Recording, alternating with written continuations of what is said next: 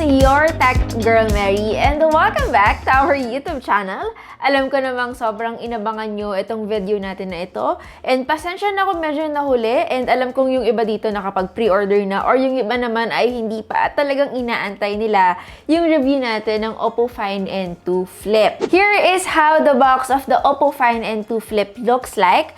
Malaki siya and yup, full unboxing experience yung talagang mararanasan nyo dito dahil kumpleto sa Ricardo. Kung ikukumpara natin ito sa isa pang flip, well, sige, pangalanan na natin dahil we will be doing a few comparisons naman na rin on this video, which is the Samsung Galaxy Z Flip 4.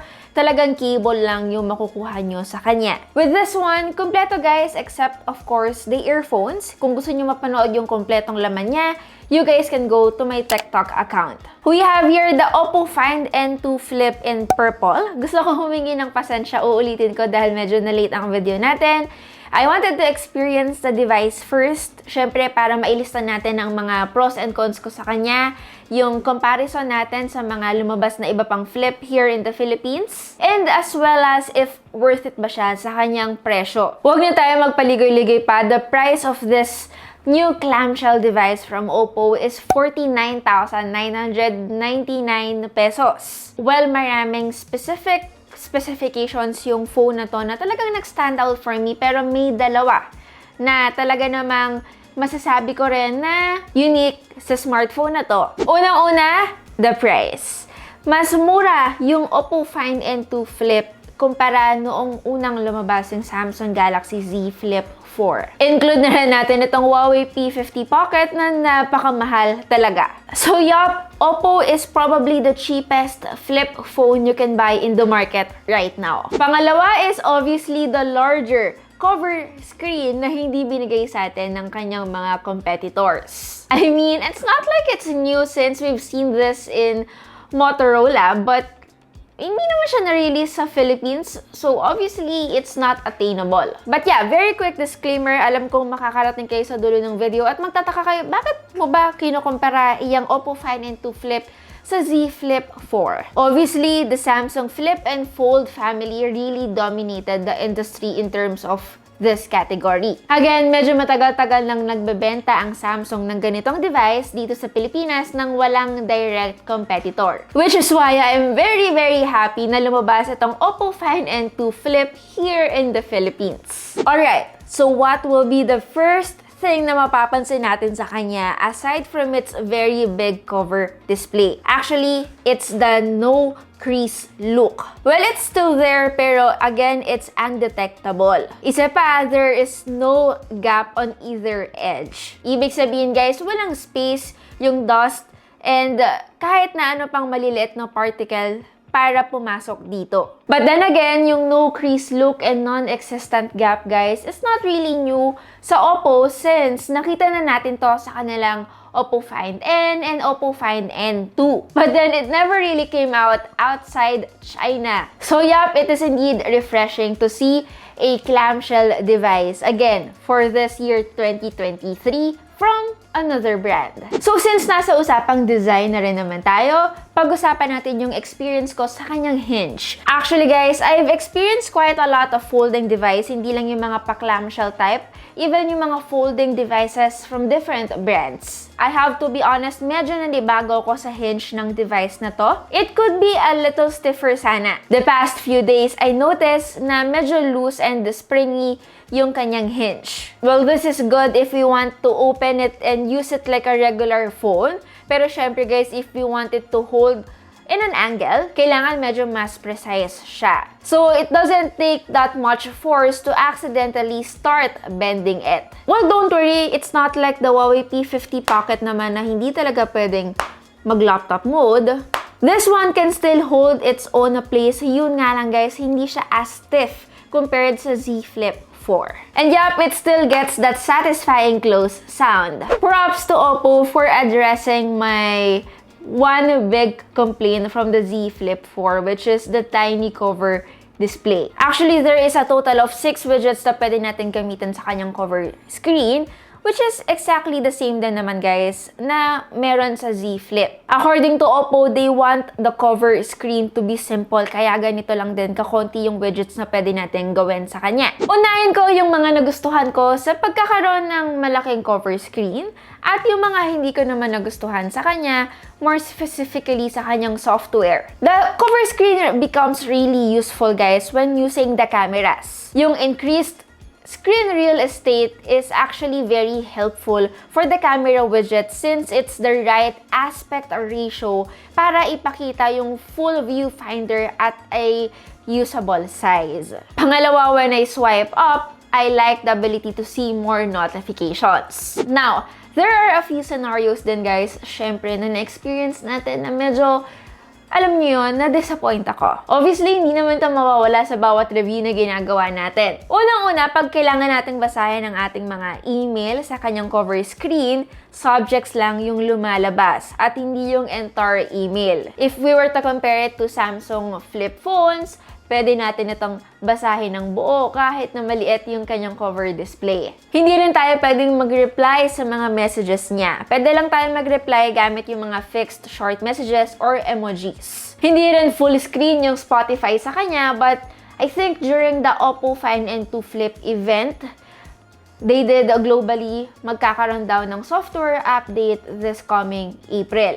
So sayang, ang dami sanang pwedeng maging potential ng cover screen nitong OPPO Find N2 Flip. Pero again, for the meantime, yun lang yung kaya niyang gawin. So yup, sana mas dumami pa to sa mga susunod pa na upcoming flip phones or pwede rin namang through software update na lang.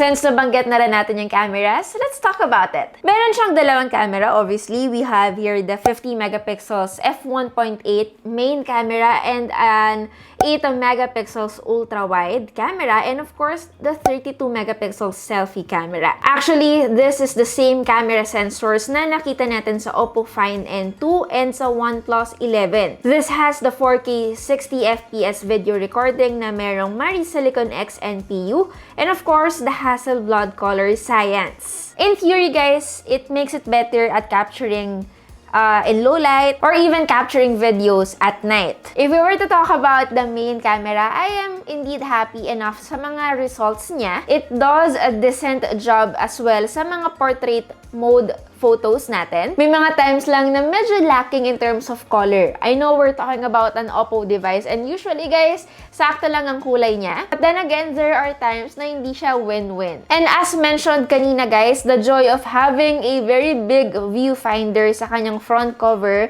is that pwede natin gamitin ang kanyang primary lens to take selfies. Sa totoo lang, you won't regret na gamitin ito. It's a much better camera than the punch hole selfie camera. May mga times na nag-overexpose kasi guys yung 32 megapixel selfie camera na meron tayo dito. Which is, alam naman nating lahat na if hindi ganun kagandahan, syempre we will end up using their rear cameras. Alright, now let's talk about durability. I know this is the first flip phone produced by OPPO outside China. So yup, alam kong medyo questionable kung gaano ba kakatagal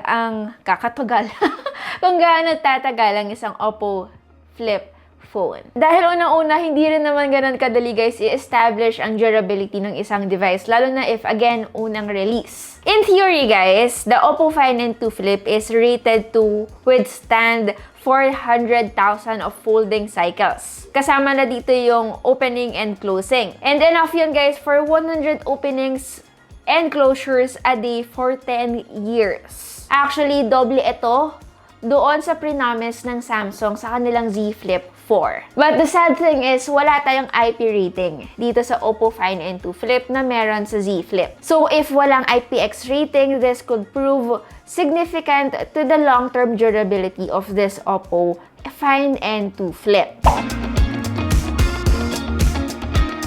Anyway, how about the main display? Yung internal screen, guys, is very much the usual type for a flip phone. Itong clamshell ng OPPO, guys, has a 6.8-inch na mayroong 21:9 aspect ratio AMOLED panel. It also includes 1,600 nits of peak brightness and of course, a 120Hz refresh rate. Supports HDR10 Plus content and meron din siyang LTPO technology, which is lahat naman ito ay mahanap natin sa isang flagship phone. All in all, based on my experience guys, very capable naman ang kanyang display. Medyo narrow lang than the typical devices or smartphones that we review. Plus, since the crease is minimal lang, mas better yung overall viewing experience.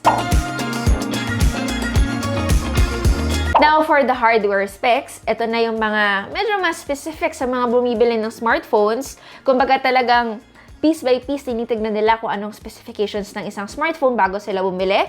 Which is, lahat naman ay dapat ganon. But at the same time, there are people din kasi who don't focus much on specs but focuses on experience. Itong OPPO Find N2 Flip guys has the MediaTek Dimensity 9000 Plus and meron din itong 8GB of RAM plus 256GB of storage. Well, it is a flagship phone naman talaga with flagship chipset. Yun nga lang, it's not your typical flagship Snapdragon chipset. It's actually more than enough to deliver speed, smooth, fast, and responsive experience. The past few days, very quick naman mag-load ng applications and games itong Find N2 Flip and yung interface niya, effortless gamitin. Now, in terms of battery, actually, ito yata yung flip phone na may pinakamalaking battery specs on paper.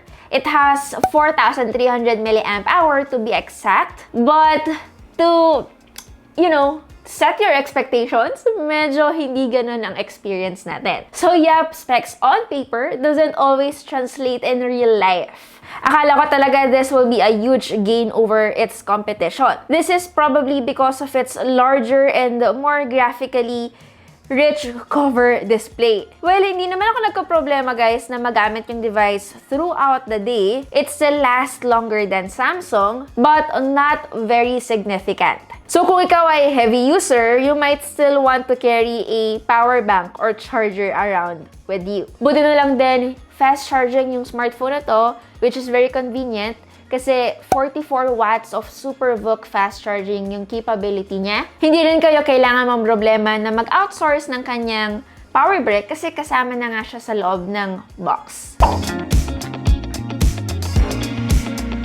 I just really hope yung cover display natin is more functional. But between acting as a better camera viewfinder and being able to quickly fire off customized responses to messages, of course without truly or fully unfolding the phone, it is still pretty convenient to use and better than its competitor. Other than this, I can say it is still worth getting because of its low price tag. That's actually basically it. So far, I am enjoying using this OPPO Find N2 Flip. I also appreciate having this free case or clear case, guys. Hard case siya ha, na kasama sa loob ng box. It means lang na hindi ko na kailangan bumili online. That's it. I hope guys nag-enjoy kayo sa ating video.